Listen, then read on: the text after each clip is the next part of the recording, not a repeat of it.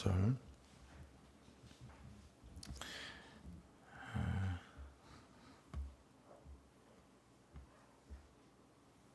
한 절씩 교독합니다.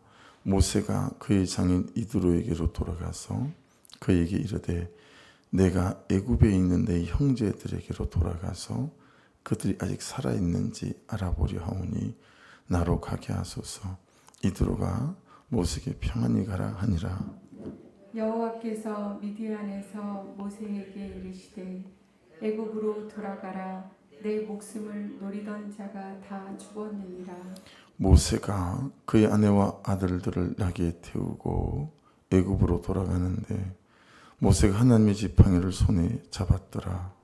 여호와께서 모세에게 이르시되 내가 애굽으로 돌아가거든 내가 내 손에 준 이적을 바로 앞에서 다 행하라. 그러나 내가 그의 마음을 완악하게 한즉 그가 백성을 보내주지 아니하리니. 너는 바로에게 이르기를 여호와의 말씀에 이스라엘은 내 아들 내 장자라. 내가 내게 이르기를 내 아들을 보내주어 나를 섬기게 하라 하여도 내가 보내주기를 거절하니 내가 내 아들 내 장자를 죽이리라 하셨다 하라 하시니라. 모세가 길을 가다가 숙소에 있을 때에 여호와께서 그를 만나서 그를 죽이려 하신지라. 십보라가 돌칼을 가져다가 그의 아들의 표피를 베어 그의 발에 갖다 대며 이르되 당신은 참으로 내게 피 남편이로다 하니 여호와께서 그를 놓아주시니라. 그때 십보라가 피남편이라면 할례 때문이었더라.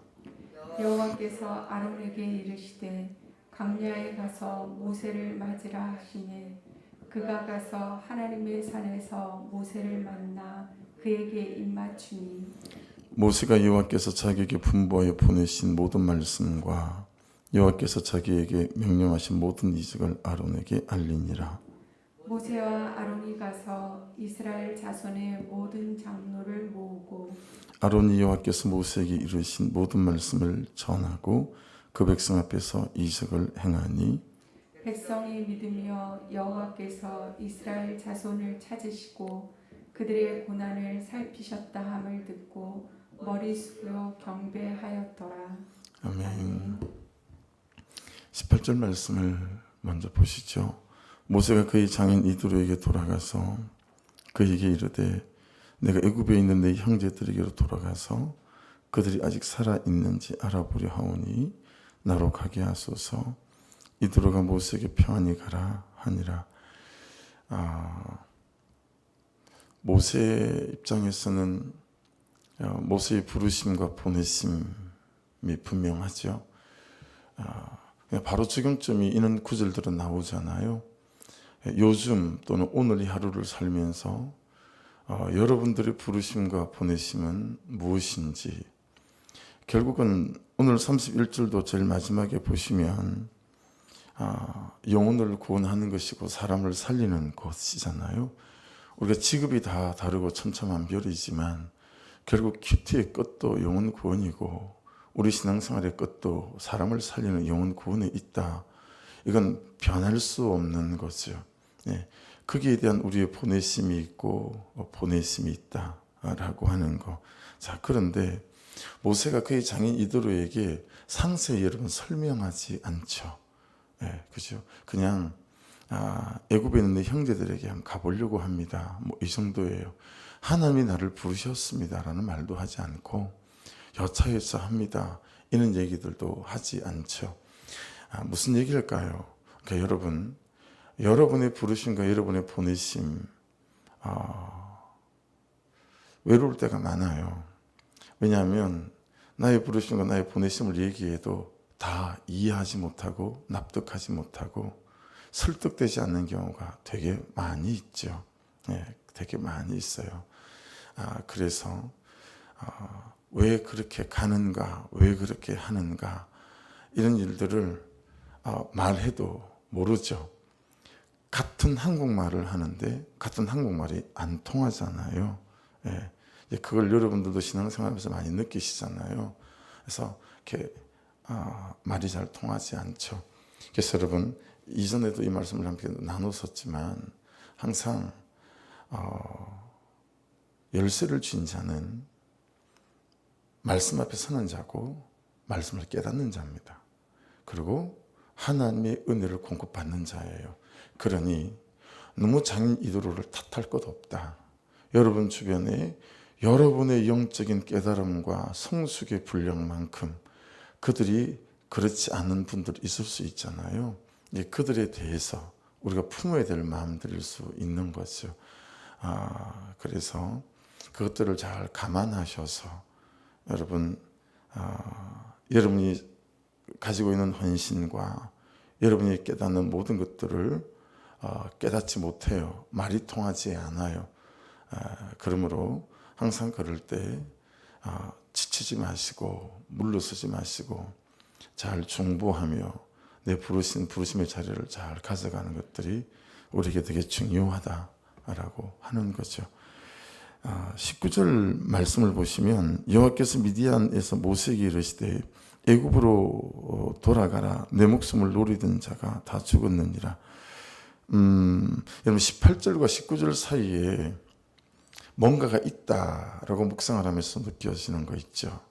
그렇죠? 부르심도 있어요.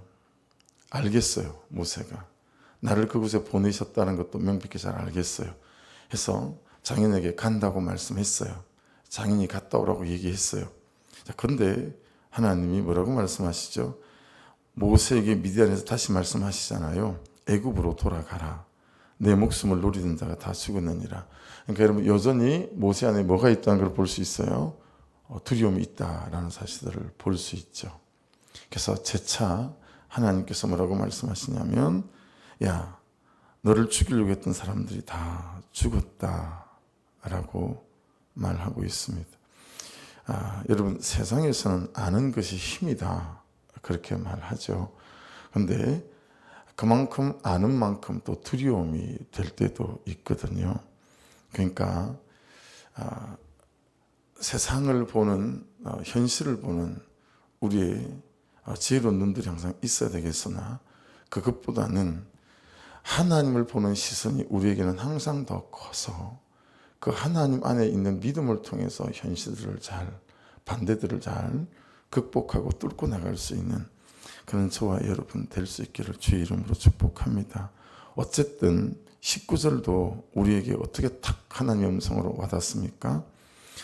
여호와께서 미디안에서 모세에게 이르시되 애굽으로 돌아가라 내 목숨을 노리는 자가 다 죽었느니라 이렇게 말씀합니다. 애굽에 갔을 때 현존하는 어려움들이 많이 있겠죠. 우리가 이미 알고 있는 것처럼 또 이제 묵상하면서 보게 되겠지만 근데 하나님께서 그것들이 다 죽었다라고 말씀하고 있습니다. 어느 대목이 생각나죠? 예수께서 죽으시면서 십자가 도상에서 하셨던 말씀 테텔레스타이 내가 다 갚았다라고 하는 말씀과 저는 이렇게 오버랩이 되어졌어요. 그 당시에 요즘 같으면 삼성그룹이나 현대그룹의 회장들끼리 거래할 때만 사용하던 용어 테텔레스타이 저 3천억 갚았습니다. 이제 다 정리됐습니다. 이 정도의 큰 돈이 오고 갈 때만 사용하던 특별한 상업적인 용어가 테텔레스타이예요. 그러니까 주님께서 죽으시면서 야 다 갚았다. 여러분 그걸 내 얘기라고 생각해 보세요. 너에 대하여 내가 다 갚았으니까 넌 이제 새로 와. 새 것 된 거야. 너의 부채는 아무것도 없어. 그러니 너는 깨끗하니 너는 새 힘을 내야 된다. 이런 우리를 향한 온전한 격려 아니겠어요? 그래서 그런 것처럼 여러분 고린도후서 우리가 잘 외우는 5장 17절 말씀처럼 항상 말씀 앞에서 이전 것은 지나갔으니 보라 새 것이 되었도다 라고 하는 거. 그래서 오카노 목사님이 굉장히 아끼던 친구 목사님이 미국에서 이민 목회를 하다가 돌아가셨어요. 그래서 목사님도 안 갈 수 없는 장례식이라 그 길을 갔다는 거죠. 근데 장례식에 참여한 목사님 중에 한 분이 이제 아들 잃은 아버지를 장례식장에 무릎을 꿇리고 앉아서 안수기도를 하는 거예요. 안수기도를 하기 전에 목사님이 교통사고로 돌아가셨는데 이렇게 된 이유는 내가 기도해 보니까 이 가게 흐르는 저주가 있다. 그러니 이 가게 흐르는 저주를 끊어내야 된다. 막 그러면서 이제 그런 내용으로 안수기도를 한 거죠. 그러니까 안수기도를 받고 있던 목사님 아들이 손을 탁 치면서 벌떡 일어나더라는 거예요. 아니, 가게에 흐르는 저주 하나도 끊어지 못하는 예수 그리스도라면 나 그 예수 그리스도 안 믿겠다고. 그렇게 손을 뿌리치고 일어나더라는 거예요. 아버지가 예수를 믿었고 목사님이셨고 내가 예수를 믿는데 그 예수가 이 가게에 흐르는 저주가 뭔지는 모르겠으나 이 가게에 흐르는 저주 하나도 꺼내지 못하는 예수라면 내가 그 예수를 왜 믿어야 되느냐 이거죠. 그래서 그 모습을 옥하는 목사님이 보고 있다가 굉장히 큰 깨달음이 있었다라고 말씀하시는 강의 가운데 내용이 이제 있었어요. 그러니까 여러분 지금 하나님이 모세에게 뭐라고 말씀하시는 거죠? 야, 너를 죽이려고 하는 사람들은 다 죽었다는 거예요. 여러분 세상을 살아가는데 오늘도 우리가 맞닥뜨려야 될 어려움이 있을 거예요. 오늘도 우리가 곤란한 일들을 당할 일들이 있을 거예요. 그러나 예수께서 십자가에서 다 해결하신 줄로 믿습니다. 그래서 이사야 말씀에 그가 채찍에 맞음으로 우리가 나음을 입었고 라고 말씀하시는 것 아니겠습니까? 그죠? 이게 우리의 믿음이어야 하고 모세가 애굽으로 들어갈 때 이 믿음을 붙잡지 않으면 어떻게 그 애굽이라는 대강대국을 호를라는 신으로 마주 설 수가 있겠습니까? 여러분 예수께서 십자가에 돌아가시면서 다 갚았다고 하셨으니 다 갚은 줄로 믿습니다. 그러니 우리의 죄 본성이 남아있고 여전히 우리가 죄에 무릎 꿇을 때가 있긴 하지만 여러분 예수께서 다 갚아 놓으셨으니 그 믿음이 우리에게 살아있는 믿음이 되게 될 때 그 예수께서 하신 일로 말미암아 우리가 이겨먹는 그런 하나님의 자녀임을 믿습니다. 할렐루야. 그래서 이 중심이 너무 중요해요. 다시 이순신 장군 옆에서 이순신 장군을 도왔던 이혁기 장군 얘기를 드린다면 이순신 장군과 싸우면서 7천량 해전에서 이분이 전사하기 전까지 그가 난중일기처럼 기록물을 많이 남겨놨습니다. 그분의 기록물 중에 가장 많이 언급되어 있는 게 이순신 장군하고 싸우는 전쟁은 질래야 칠 수가 없는 전쟁이었다. 여러분 우리의 이 하루의 삶도 질래야 칠 수 없는 예수께서 이겨놓으신 놀라운 삶이다라고 하는 거예요. 할렐루야. 이 중심에 잘 사로잡히셔야 돼요. 그래서 TV를 제가 틀었는데 일본하고 우리나라하고 축구 시합을 하고 있는 거예요.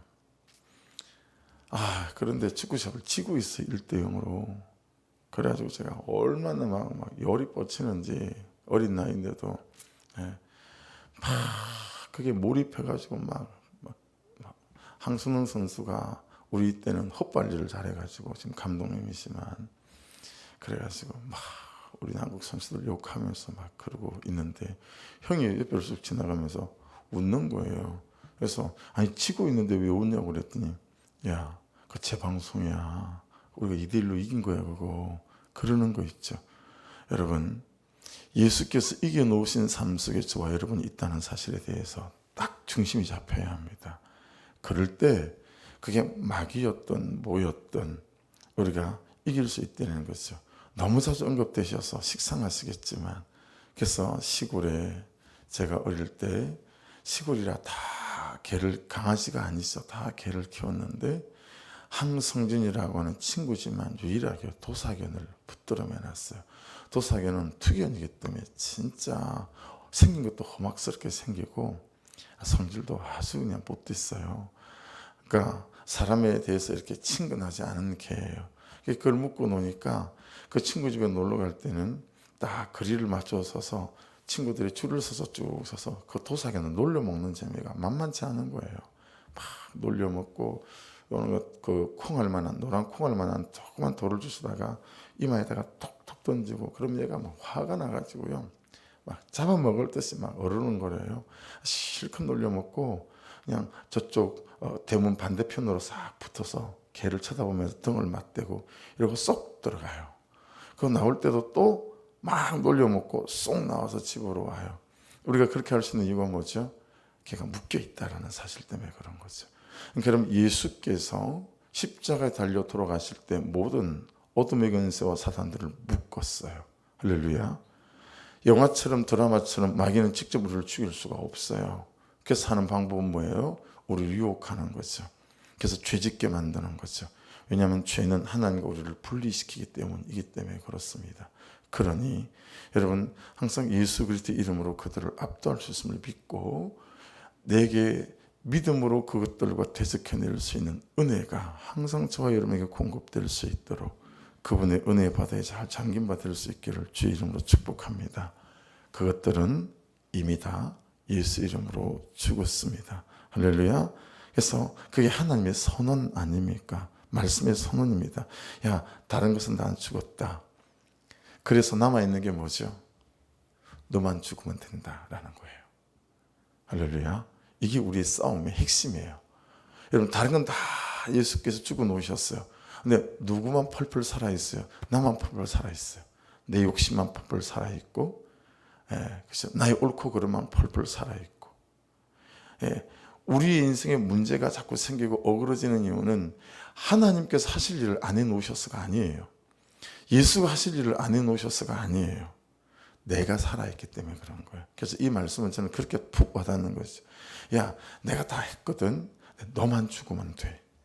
여러분, 예수 이름으로 저와 여러분이 죽을 수 있기를 주의 이름으로 축복합니다. 그게 뭐죠? 내 완고함, 내 옳고 그름, 이거 내려놓는 거잖아요. 그러니 여러분, 말씀을 묵상하다가 제가 보일 때마다 그 죄들을 고백해가며 인정해가며 함께 중보해 갈 때 목장의 유익이 그거 아닙니까? 그분이 죄를 고백할 때 생각지도 못했던 내 죄를 나도 고백하고 깨달을 수 있게 되잖아요. 그렇죠? 그래서 제가 싱크 양육 같은 걸 하지만 나누는 걸 들으면서, 제가 인도를 하지만 제가 나누는 걸 들으면서 여러분, 거기서 내 죄를 발견하게 되기도 하고, 그러면서 또 내가 죽어가기도 하고. 여러분, 나는 죽고 예수만 사는 은혜가 있기를 주의 이름으로 축복합니다. 나는 죽고 예수 살면 그만이에요. 다 죽여 놓으셔서 예수께서 저와 여러분만 죽으면 된다. 이거 잘 오늘 말씀 안에서 붙잡을 수 있으면 좋겠다.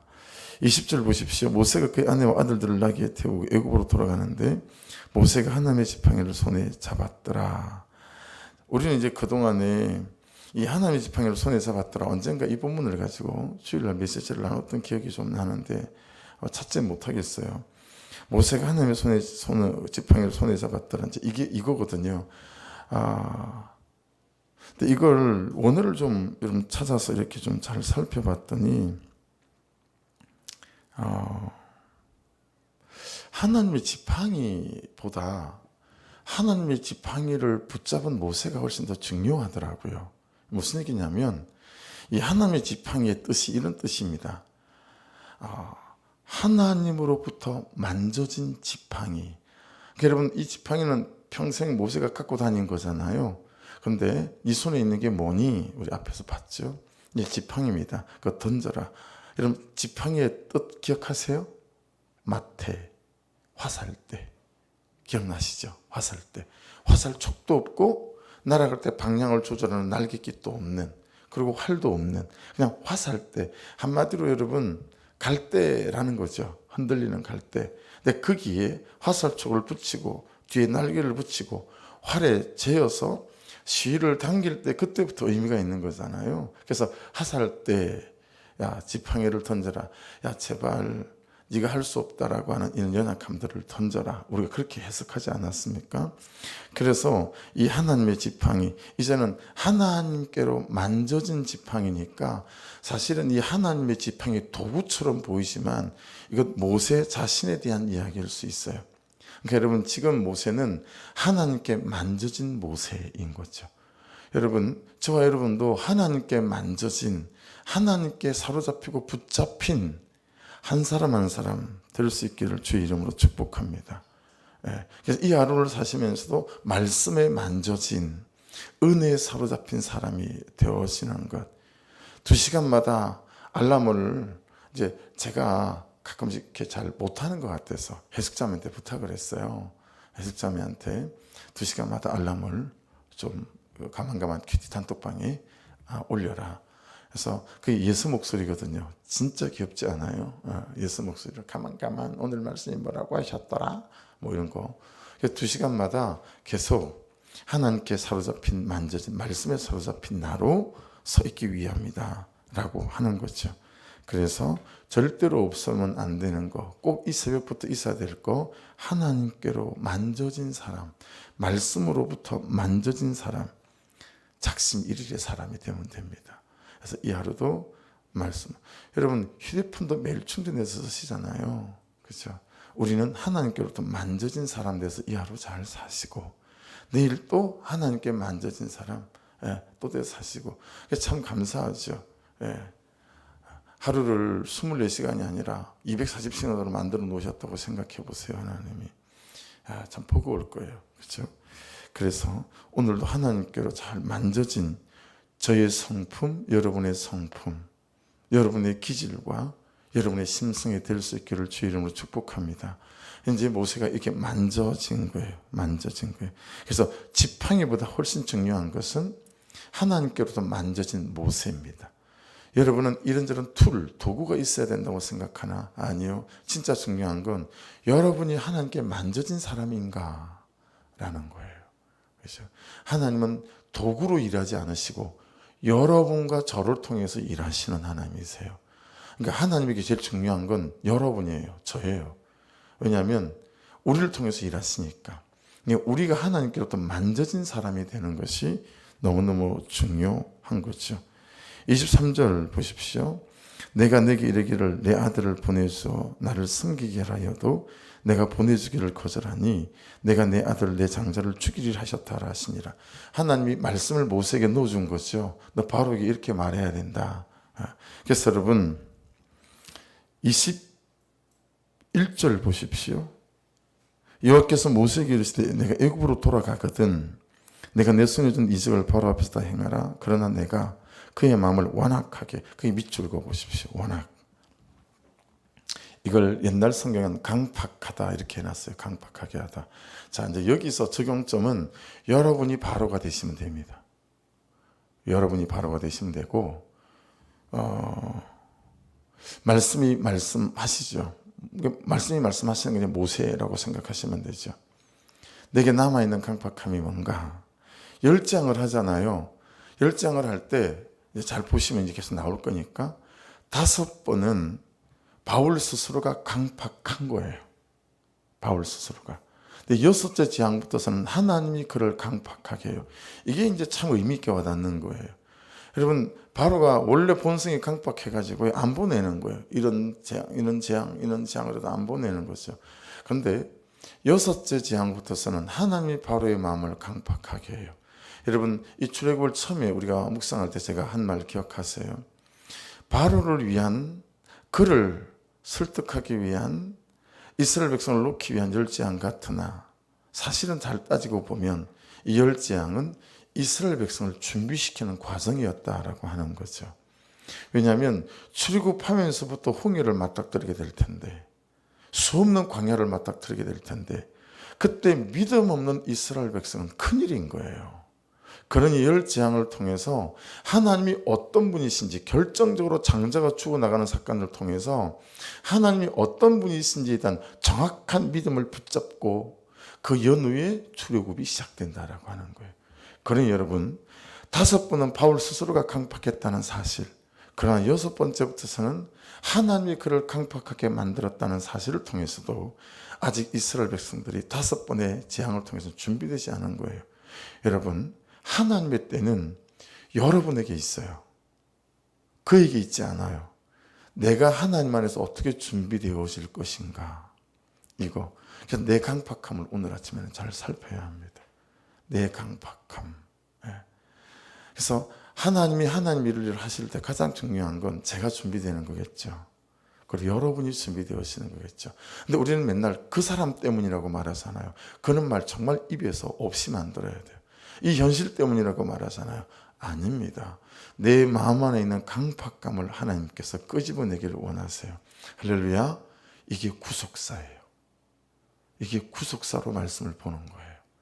그러니까 여러분 항상 저 사람 때문에 내가 힘들어가 아니라 여전히 하나님께서 나를 준비시키는데 그 준비시킴이 뭐냐면 내 안에 있는 강팍함을 뽑아내길 원하신다 라고 하는 부분에서 말씀 앞에 서셔야 말씀 안에서 여러분이 엄청난 거인이 될 수 있으세요. 예. 그래서 참 청년들이 깨닫는 사람은 깨닫죠. 어제 청년 3부 예배 말씀을 나누면서 하나님에게 계획이 있는 사람일수록 어제 말씀이 그런 말씀이었잖아요. 쉽게 뭐가 되게 하지 않으신다. 사람을 통해서도 현실을 통해서도. 그랬더니 그 청년이 그걸 다 깨달아 알더라고요. 그 청년은 그냥 군대 중사밖에 되지 않는데 주식 잘해서 돈을 40억을 벌었던 친구란 말이에요. 근데 코로나 시작되면서 하루아침에 40억을 전부 다 잃었어요. 깡통을 쳤죠. 그래서 제가 그런 사건들을 보고 지가 굉장히 그릇이 크다. 그랬더니 우리 목사님이 립서비스 한 거구나 라고 계속 생각하고 있었대요. 근데 어제 말씀을 들으면서 그게 이 뜻이구나. 그래서 돈으로 나를 다루신 거구나. 이런저런 일로 나를 다루신 거구나. 여러분 그렇게 우리를 다루시며 우리 안에 강팍함을 뽑아내고 있는 거예요. 내가 살아가는 성실과 진실함보다 내 일들이 내 인생에 잘 열리지 않고 계속 힘든 일이 있다. 맞아요. 하나님 여러분에게 놀라운 계획을 갖고 계실 수 있으세요. 그렇죠? 여러분 고난의 크기가 클수록 내가 하나님 안에 있다면 내가 쓰임받을 수 있는 크기도 클 수 있다는 사실을 유념하셔서 고난을 고난으로만 받지 마시고 하나님의 계획으로 받는 구속사에 잘 서 있기를 주의 이름으로 축복합니다. 할렐루야. 그러면 사건들이 해석이 돼요. 내가 잘 따라가는데 왜 이러시지? 그렇지만 구속사 안에서 생각하면 모든 사건이 해석이 된다니까요. 하나님이 내 강박함을 만지시는 거구나. 이걸 깨달으면서 여러분을 쓰시고 싶으셔서 여러분을 다듬어 가시는 하나님의 다루심 속에 있다. 이 중심을 잘 붙잡으시기를 주의 이름으로 축복합니다. 할렐루야. 그래서 한 번에 딱 되지 않아요. 지금 하나님이 모세한테 하는 얘기, 한 번에 되지 않을 거야. 쉽지 않을 거야. 그죠? 쉽지 않죠. 하지만 하나님께서 모세를 준비시켜 가시고 또 우리를 준비시켜 가시는 거죠. 여러분 24절부터 26절은 난해 구절이에요. 성경에 난해 구절이 있습니다. 성경학자들도 해석을 못해요. 그래서 저도 제가 참조하는 주석이 있지 않겠어요. 그죠? 큐티함에서는 주석을 거의 잘 보지 않아요. 근데 간혹 내가 성경의 본인의 뜻과 벗어난 그런 해석과 그런 적용을 할까봐 이렇게 이제 저 같은 경우는 주석을 봐야 될 때가 있거든요. 이걸 보면 이걸 다 성경학자들이 피해가요. 여기에 대한 해석을 하지 않아요. 왜냐하면 해석을 하면 모든 수십 수백 명의 신학자들이 공격을 하거든요.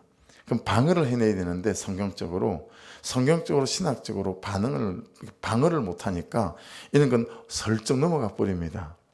왜냐하면 해석이 안 되니까. 이 지금 숙소에서 일어난 얘기잖아요. 근데 큐티하면 이게 해석이 됩니다. 큐티하면 난해 구절이 없어요. 모세가 길을 가다가 숙소에 있을 때 여호와께서 그를 만나서 그를 죽이려 하신지라. 모세 이게 이제 원어적으로 보면 모세를 죽이려고 한 건지 모세 아들을 죽이려고 하려는지 이것도 약간 성경학자들은 헷갈린다. 그렇게 얘기를 하는데 어쨌든 여호와께서 그를 만나서 그가 모세인가 그의 아들인가. 우리가 아는 모세 아들은 누구만 있죠? 게르솜만 있죠. 근데 이때는 벌써 엘리에셀이라는 아들이 하나 더 있었어요. 엘리에셀 아들이 하나 더 있었는데 십부로가 돌칼을 가져다가 그의 아들의 표피를 베어 그의 발을 갖다 대며 이제 할례를 행한 거잖아요. 여러분 왜 이러셨을까? 성경을 보다가 잘 이해가 안 될 때는 하나님의 성품을 묵상하시면 됩니다. 하나님이 원래 어떤 분이신지 이걸 묵상하면 되시거든요. 근데 일어난 결과도 보면 이 말씀이 어렵지 않으세요. 이 사건을 통해서 십보라와 그의 아들 둘은 다시 친정으로 돌아갔다는 사실을 알 수 있어요. 그래서 출애굽을 할 때 모세 혼자 들어가거든요. 그의 형 아론하고 같이 가잖아요. 저는 이 묵상을 위에서 볼 때도 그랬어요. 아니 이사를 가는 것도 아니고 지금 출입국시키러 갔다가 올 거잖아요. 근데 굳이 부인 데리고 아들 데리고 갈 이유가 있을까? 예, 뭐 이런 거죠. 근데 어쨌든 이 사건을 통해서 십부라고 두 아들은 다시 아버지 집 이드로에게 돌아가고, 그런 내용은 나와 있지 않으나 말씀의 맥락을 보면서 우리가 이해하는 거죠. 그러면서 모세 혼자 들어간 거죠. 이것도 저는 말씀이 어떻게 묵상되냐면 준비시킴이구나라고 하는 거죠. 여러분 그렇잖아요. 죽을지 살지 모르는데 거기에 부인 데리고 가고 자녀들 데리고 가고, 전 모세의 마음이 되게 무거울 수 있었겠다 이런 생각도 들고요. 여러분 장인 이드로가 이방민족의 제사장 아니었습니까? 근데 또 그 부인과 아내를 두고 가는 그 마음 안에서 하나님이 뭘 행하시죠? 할례를 행하게 만드시죠. 할례를 행하게 만들어서 그들을 두고 가는 이 과정을 통해서도 하나님께서 모세가 하는 이 사역 가운데 그의 가정을 책임지시는구나, 저는 이렇게 묵상이 되는 거예요. 그의 아내와 그의 자녀들을 책임지셔서 모세가 사역하는 기간 동안에 이 가정을 하나님께서 돌보시고 지키시는 거구나. 혹여 여러분에게 하나님께서 어떤 비전을 주시고 사명을 주셔서 그 중심을 내가 감당하지 않을 수 없어서 여러분 그것들을 감당해 나갈 때 제가 신학을 한다고 했더니 가족들이 정말 반응이 대단했어요. 예. 여러분 오죽하면 이 성전에 와서 입당 예배를 드리는데 인천에서 자수성간 우리 둘째 형님이 1층에 카페에서 가족 모임을 하는데 보이지 않아요. 팔남이니까 우리는 엄청 식구가 많거든요. 보이지가 않아서 우리 막내 누나가 갔더니 옥상에 여기 딱 위에서 저쪽 운정 쪽을 쳐다보면서 형님이 담배를 피우고 계시면서 한다는 말씀이, 야 막내는 목사는 언제 그만둔대냐 이렇게 말을 하더라는 거 아니겠어요. 그러니 여러분 가족들이 제가 목사하는 걸 좋아하지 않아서, 아니 여기 입당 와가지고 이게 할 말입니까? 그렇죠? 그런 거죠. 여러분이 하나님의 부르심을 입고 어떤 것들을 해나갈 때 주변에서 박수치고 격려해주면 좋겠지만 그러지 않는 일들이 대부분이죠. 오롯이 부르심은 나의 부르심일 때가 많고 오롯이 나 혼자 택가집을 해야 될 때가 많이 있어요. 그러나 기억하십시오. 하나님이 뒷감당해 주십니다. 하나님이 책임지십니다. 그거 믿고 가는 거예요. 네, 그죠? 그거 믿고 가는 거예요. 그래서 뒷감당해 주시는 하나님, 내가 부르심 안에 잘 서 있을 때 내 가정을 책임지시는 하나님, 그거 믿고 이 하루도 하나님 말씀하실 때 나의 인생의 걸음을 잘 떼어놓으시면 여러분 뒤도 앞도 오른쪽 옆에도 하나님 그분이 불말과 불병거로 도단성을 에워싸셔서 우리의 순종을 쓰시고 우리의 헌신을 써 가실 줄로 믿습니다. 그러니 주저없이 두려움 없이 말씀대로 여러분의 인생을 잘 걸어가시게 되어지시게 되면 하나님께서 책임지시는 역사들이 나타날 줄 믿습니다. 기도하겠습니다.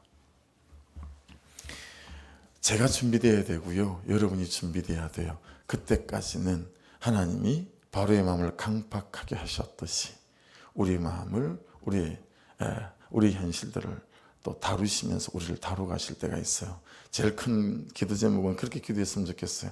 하나님께 만져진 인생이 되게 도와주십시오. 하나님, 다른 것이 있어야 된다, 돈이 있어야 되는데, 성공을 해야 되는데 아닙니다. 하나님의 지팡이의 뜻은 하나님께 만져진 사람이 되는 것이라고 했으니 아버지 이 하루도 말씀에 사로잡히고 말씀에 만져진 그런 내 성품과 기질과 눈빛과 혀의 말들이 되게 도와주셔서 이 하루도 참으로 하나님을 영화롭게 하는 하루 되게 도와주옵소서. 기도하시고 하나님께서 책임져 주심을 믿고 말씀하시는 대로 이 하루도 말씀대로 걸음을 옮겨놓게 도와주셔서 하나님을 영화롭게 하는 인생, 내가 살아있고 살리는 인생 되게 하옵소서. 오늘도 선교사님들 꼭 이름 불러가면서 기도해 주시고 벤쿠버 서마의 교회를 위해서도 기도해 주시고 여러분 큐티책 나누셨어요? 제 카톡으로 꼭 좀 보내주십시오. 누구한테 나눴다고 이름까지. 그럼 그 이름을 오늘 명단을 작성해서 내일 아침에는 여러분에게 그 명단을 나누겠습니다. 같이 기도해 달라고. 그래서 큐티책을 받았던 그 영혼이 묵상간장을 읽어가며 예수를 알게 하시고 예배할 마음이 생기게 하시고, 그래서 그 영혼이 구원받는 놀라운 도구로 큐티책이 쓰임받을 수 있도록 도와주십시오. 꼭 기도해 주시길 부탁을 드립니다. 우리 주여 한번 부르고 같이 기도하십시다. 주여! 하나님 감사합니다. 어제 큐티책을 나누었습니다. 사랑하는 성도들이 참으로 믿음으로 큐티책들을